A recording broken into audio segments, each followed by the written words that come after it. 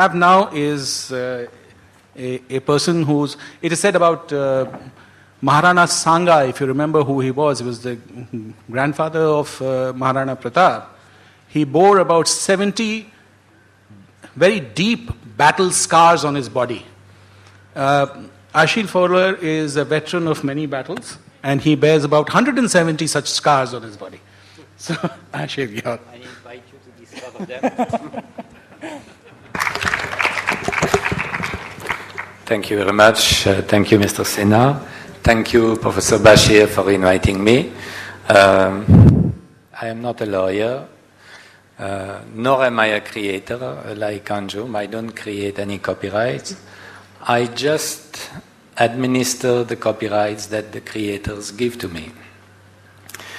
And today I administer about 2.7 million songs in India and surrounding countries, which include U2, Paul Simon, Coldplay, etc. I had prepared a speech, but after listening to the presentations yesterday and today, I feel I have to say something before my speech. And just as writers are allowed to make a preface to their book, why not a speaker to his speech? And I'm saying this for the students who are sitting here, because I put myself in your place, and I thought if I were a student and listening to some of the things which have been said, I would be a little bit lost. It's very easy to miss the wood for the trees. And whenever we speak about copyrights, we have to come back, or at least not forget the fundamentals. We have had, it's not a question of business only, of property. We have had property contracts for the last 4,000 years. But intellectual property, that is, properties that is immaterial, we have had only for hardly 200 years. And how has this come about? Intellectual property, the fight by authors to be recognized, to have the product from their mind recognized as a property and protected, and so that they can get a reward, it came only in the 18th century. Why? Because there was a change in the way people started to see themselves. We went from the kingdoms ruled by kings, we went to the revolution. And one of the first to fight for intellectual property was Voltaire. And his mistress, Madame du Deffand, said a very interesting, she had a very interesting remark. She was a woman of great wit. She said, I recognize that you are a philosopher, not because you are famous, but because you are rich. And that was the whole crux. Before, people were recognized because they belonged to a caste, they were the nobility, or they came from the ordinary people. Suddenly, there was the rise of individualism, the rise of identity, where the beginning of the novel, where the individual asserted himself. And culture is the expression of that identity. And when we speak about copyrights, we speak about a human right. It's not just an economic right. And I'll just close this by a story. One day I was discussing with a friend of mine who is one of the world's famous neurophysiologist, he's a professor in Strasbourg University. And I asked him, I said, what, according to your science, is a normal person? He said, look, Achille, there are two answers. One will take many days, but in a nutshell, a normal person is someone who knows where he comes from, who knows that one day he will die, and who can tell his story. Now, imagine a world where you go to theaters and you watch movies that are made by people from other nations. You go in a bookshop, the only books you find are books written by others. You turn on the radio, you listen to music, you can only hear music made by others. Now, such a nation, such a culture, according to the definition of my friend, would become abnormal. So, copyrights, the rights of authors, the place of author in a society is something that goes beyond economics. And the right to property, to intellectual property, is also different from the physical property because it is limited in time. There is a time where it will fall into the public domain. That means from its inception, from the time of its creation, the law takes into account that this creation one day will become the common property of the people. But for a particular duration of time, we have to protect this property so that the creator can live, has an incentive to create, can become rich, as Madame Dudefant said, and leave something to his children, and then after that it goes into the public domain. So when we talk of users' access, of licensing, of fair balance, we must always keep in mind that we are speaking of the creation of the individual. It is a human right, and it was enshrined in Article 27 in the Universal Declaration of Human Rights in 1948, where young India at that time played a very important role, and I hope that one day somebody is going to write a history of copyrights in India, because it is to my knowledge, it doesn't exist, and it is a story that has to be told. Because to be, again, normal people, we have to be able to tell our stories. Now coming to the amendments. First of all, you have no idea at how favorably, enthusiastically I should say, these amendments have been received globally. One of the last discussions I had was Robin Gibb of the Bee Gees, who was the president of the International Confederation of Author Societies, was about this. And he told me, he said, today authors' rights are under attack from all sides, by the Googles, by the YouTubes of this world. India, he says, has been a beacon in a sea of darkness. And the news that the Copyright Act was passed came to him just a few hours before he died. And I think his secretary told me that it's the last news from the outside world that he got. So it is a very important act which is going to transform the industry. There are two, of course, I will restrict myself only to the collective administration of literary and musical works. There is one article which says that the right to royalty is unassignable,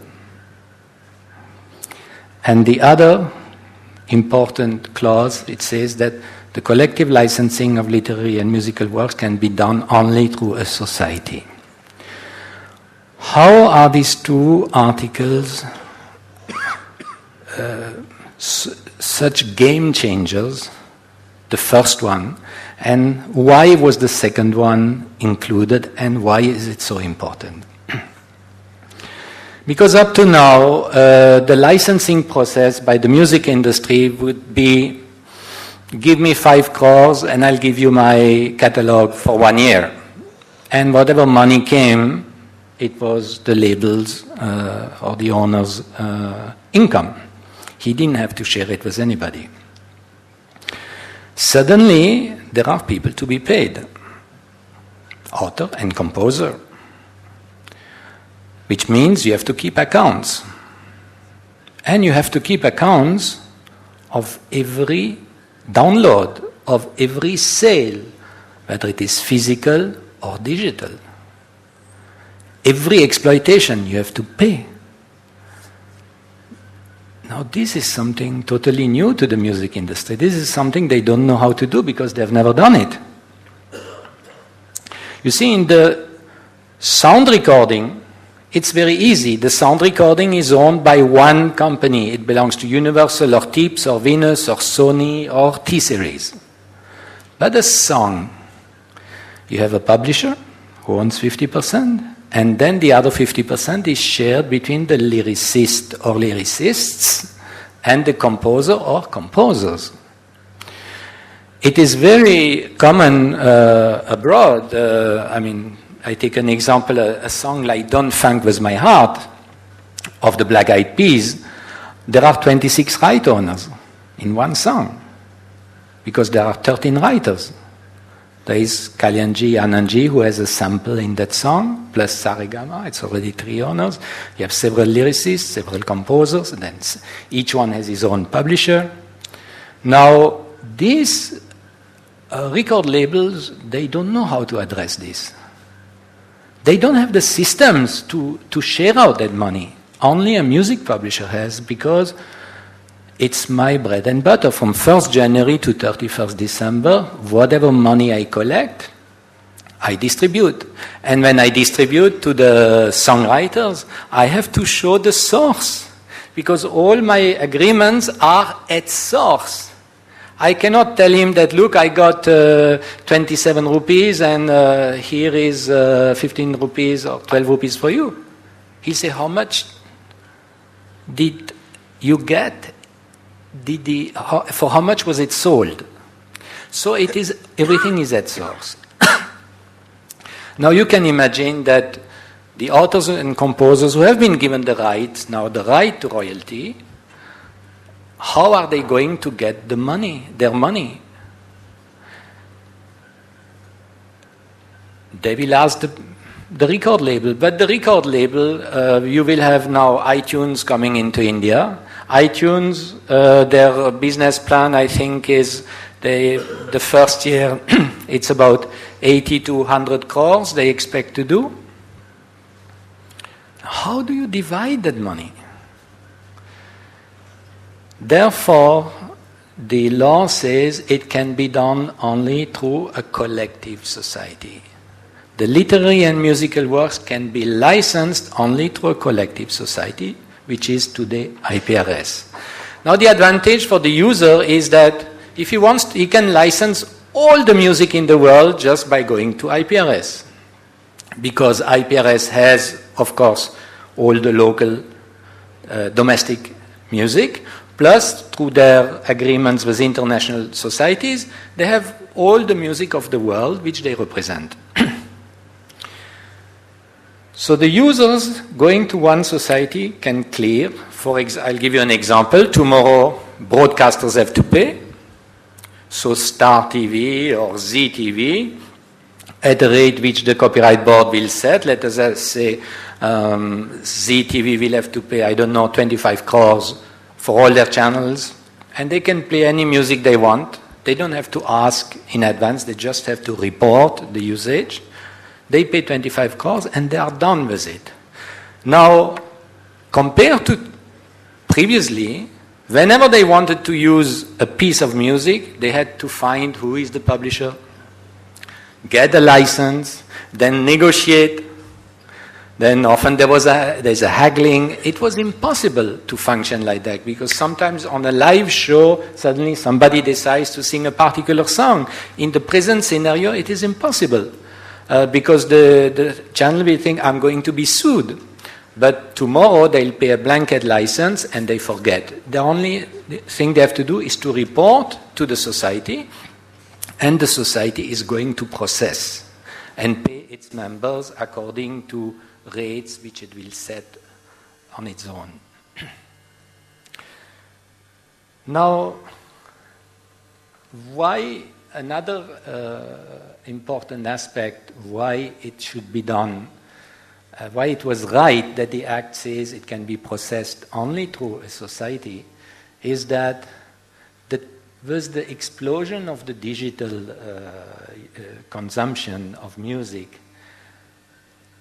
the metadata, the statements that we get are so enormous that, to give you an example, Spotify, last year, for 2011, their statement which they gave to us, it was 3 billion lines. For, every stream has to be paid. If you go on Spotify, I hope you know what Spotify or Deezer are. They are streaming services. You pay a monthly fee. It's $9.99. And you can listen to you have access to all the music in the world, with information, with the... it's a fantastic way of consuming music. But we are getting 3 billion lines. Now, if you listen only for 1 minute to a song, still we have to get paid. So the streams vary between 11 pesa and 33 pesa. Now, when you have a song like Don't Funk With My Heart, 26 different right owners, 11 pesa, how are you going to divide that? Now, you have a greater problem, the difference again between the ownership of sound recording and music publishing is that music publishing rights are traded. Today they are with Universal, tomorrow they are with Warner. Because the songwriters give them to us for 5 years, for 10 years, 15 years, etc. And then another, at the end of the period, he wants an advance, and another publisher gives him a bigger advance that I do, or vice versa, and he's changing publisher. When you're a music publisher, every day we get emails from the various publishers saying, this catalog is no more with us. You have a collection period of 12 months. Or you have a collection period of 24 months, or you have no collection period. Now, what does that mean? It means that this catalog is no more with me since 30th June. But for 1 year, I can claim whatever income had come up to 30th June. Now, sometimes we say, for example, the John Lennon catalog, which I got recently, it says that you can collect immediately. Whatever the previous publisher had not collected, even while under his agreement, you can collect now. So all this is extremely complex. And it will not, of course, these practices are not yet here in India because of the way the industry functioned. One film, one music composer, maybe 1 or 2 lyricists. But in the future, people will sign up as music publishers. You will have one composer, he will be with one music publisher, and the lyricist will be with another music publisher. It is very common. I mean, we hardly get any song today, new song, where there is only one music publisher. There are always 2, 3, 4 different music publishers. So this is healthy because people they can sign up with whichever publisher they want because it gives them an advance, because for whatever reasons, and they can work with someone who is with another publisher. Achille, about 2 minutes. Yes? Okay, I'm just coming to an end. So this is, that complexity can be handled only by a society. So the introduction of right to royalty means accounting. But the corollary is that this accounting is so complex, and I'll give you quickly two other examples. Television. Radio is easy to monitor because it's either speech or music. But television, somebody speaks, there is a background music, cars crash, explosions, etc., and there is some music at the back. Now we have 3 service providers. You subscribe to them, they scan the channels, and anything above 3 seconds, they are able to catch. So that means small composers who have just in one program, they had some little music. Before, they would never see any royalty. They were just lost in the mass. But today, thanks to the technology, each and every small piece of music will get rewarded. And a last example, in the nightclubs, DJs who mix music. Today, the nightclubs pay to the society. But the society, they don't know what music is being played. So they take the radio charts, plus some other calculations. But it means the most successful people are those, there is a premium on success. It is they who will get this money, though their music is not being played in the clubs. But there is a system under test right now where anyone who takes a license from a society will have to it's a small appliance. And that appliance detects what is being played, even for a few seconds, sends the information directly to the society. And within a few months, societies will start to introduce these systems, which means that we are going to a world where before music had been the first casualty of the digital world. In fact, the music industry has lost 50% of its value because of digital. But today, because of digital, we are able to monetize much more and especially much more accurately.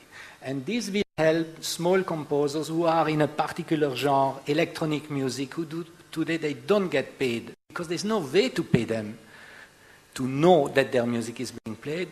In the future, they are going to be paid. And this can be done only through a society. So these two amendments are going to have far-reaching impact on the music industry. Thank you, Achille. Any questions to Achille? Let me share with you a small secret that was revealed to me yesterday by Achille himself. He is a PhD on Panini's grammar in Sanskrit. Okay. So, and here is a man of many parts. Any questions that you would have on this issue? Yes. And I have one concern. I hope that this particular device that you are talking of, which is protected by anti-circumvention measures of the TPMs.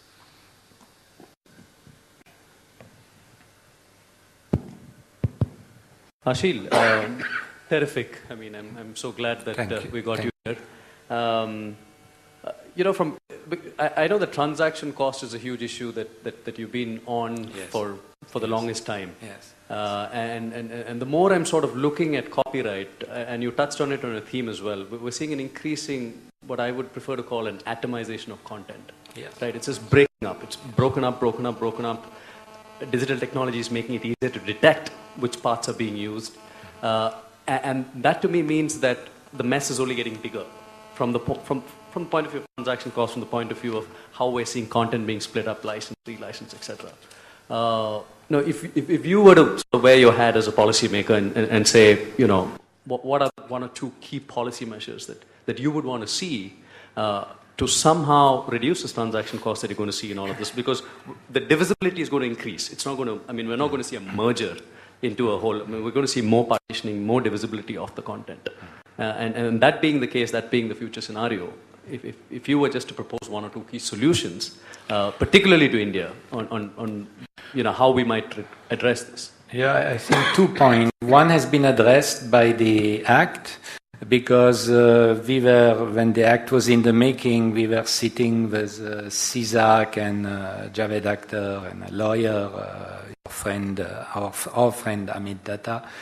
And we pointed out to Javed Saab that, look, there is a danger in the present way the Act is drafted, because like it happened, we have seen it happening in China, in Taiwan, is that the big publishers will walk out of the society and they'll start licensing on their own. Then how will the other composers get the money from these guys? Because they will never pay them accurately. So then CUSAT proposed that what is called the German clause. Decidedly, the German law has been much looked at, and in fact, I encourage everyone to read the German law on intellectual property, because it's a beautiful law, very systematic, and it's a pleasure to read. And so we said, at least for literary and musical work, we must force everyone to go to the society. And happily it was adopted by Parliament. So this is a very, it's capital, it's crucial. Now, as you say, the transaction cost. The transaction cost, it makes sense to bring everything under one roof instead of every publisher duplicating the job. But it's going to be very costly. It can be done. Banks are doing it. Though this system, I must tell you, is more complex than a banking system, because with, for many reasons. And to give you an example, the French Society, SACEM, has now entered into an agreement with 7 other societies to have a pan-European licensing. That iTunes, for example, instead of signing with 7 societies, will sign only with SACEM. But do you know how much money SACEM invested in and is investing in to upgrade its IT system? 71 million euro, that is about 500 crores. So that very few societies in the world can do it. But if we are able to get IPRS up, and if we are smart and have a long-term development plan, in India we have the hardware, we have the software. Why can we not become the processing center of the world, or at least of a big part of the world? That would bring down the costs even more for everybody and will create jobs. And that, I think, the Act is pushing in that direction. Now we have to make certain that IPRS finally starts to function properly. As an aside, I must tell you that IPRS still does not recognize me as a music publisher, though I am the largest music publisher in that society. And they changed their rules and regulations to prevent the foreigner from being member of the board.